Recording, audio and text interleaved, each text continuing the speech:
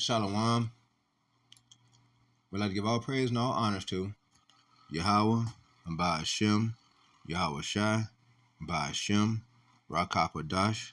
Double honor to the apostles and elders of the great millstone that taught us this truth. Peace and salutations to the hopeful elect. Shalom.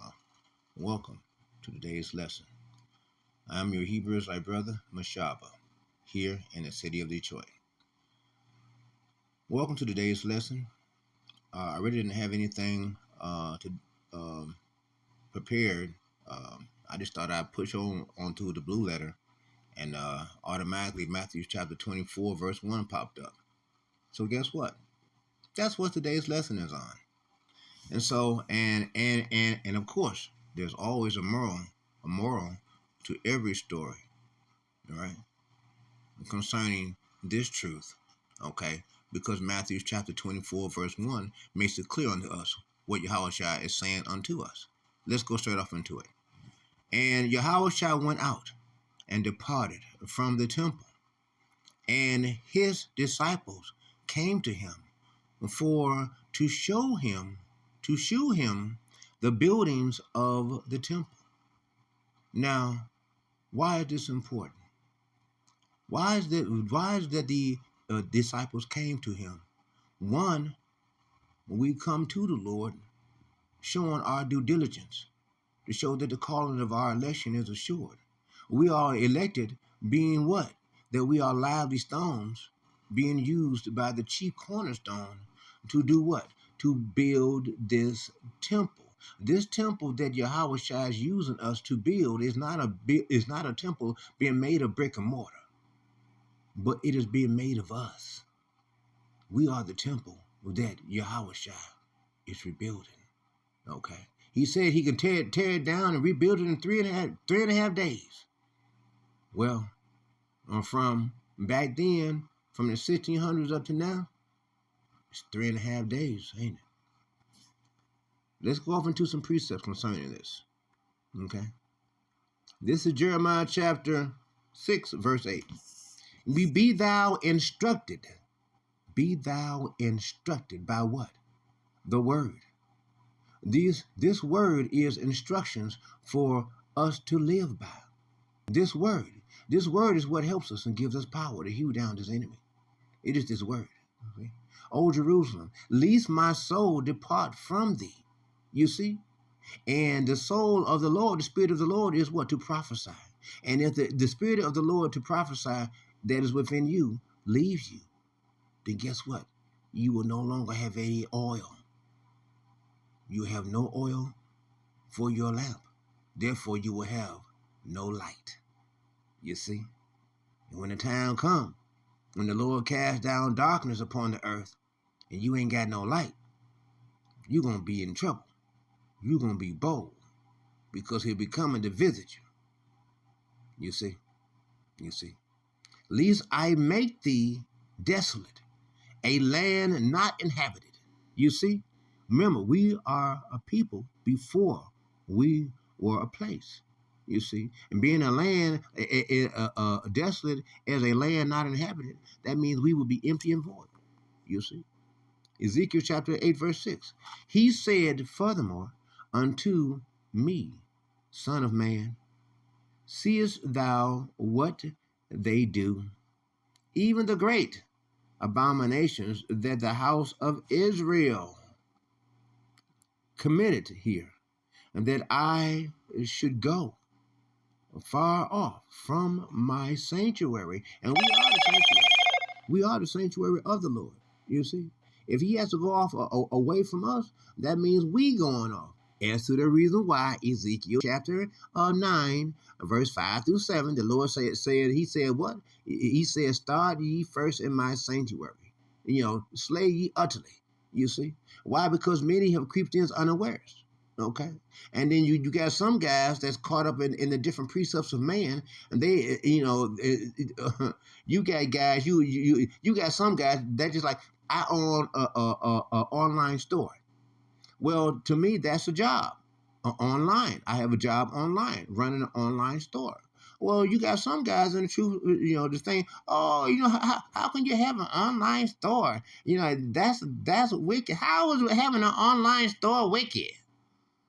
If having a job online is wrong, then that means having a job on land is wrong. Where do you guys draw the line? That's the reason why you got to put aside those precepts of man. You see, those are they are those that are creeped in into the sanctuary unawares, and they stirring up the brothers in different directions that are not proper. You see, that's the reason why you always hear me say you got to watch that brother right beside you, lined up beside you in the camp. You got to watch him because he may be easing your understanding away from the proper understandings. With him being a hobnob, rubbing shoulder back and forth with you, everything's cool. But is he misleading you?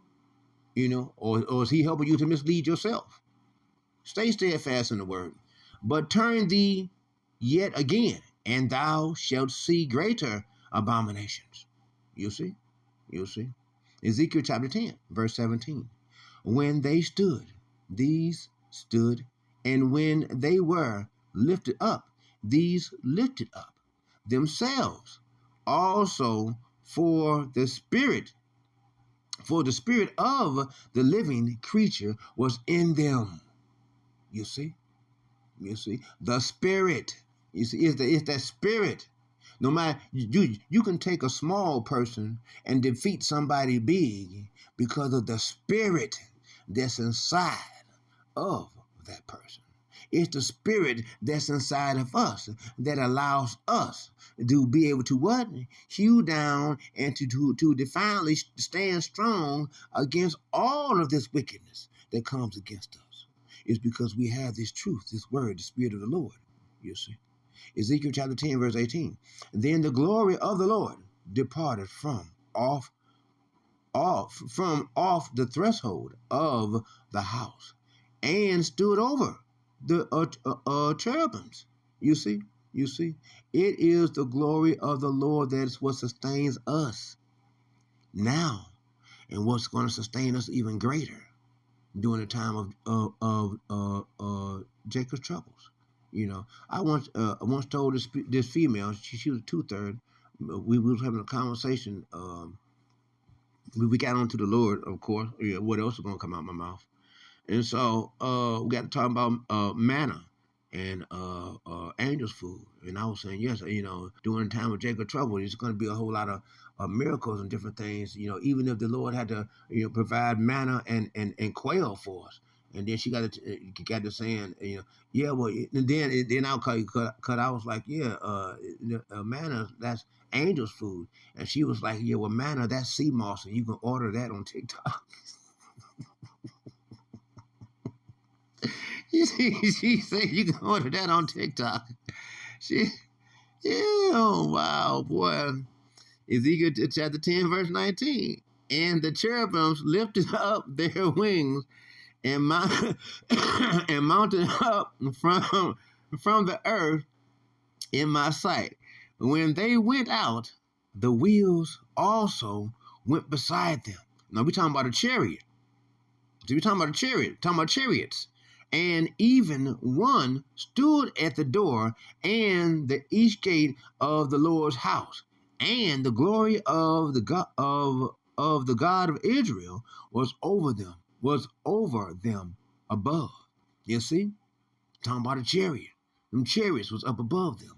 You see, and that's what when the time comes, when all these chariots show up and make themselves appear all over across the sky, they're going to cover the complete sky. It's going to be covered with chariots, and they're going to be all single file, and they're not going to be touching one to another, as if snowflakes, but not to touch one another.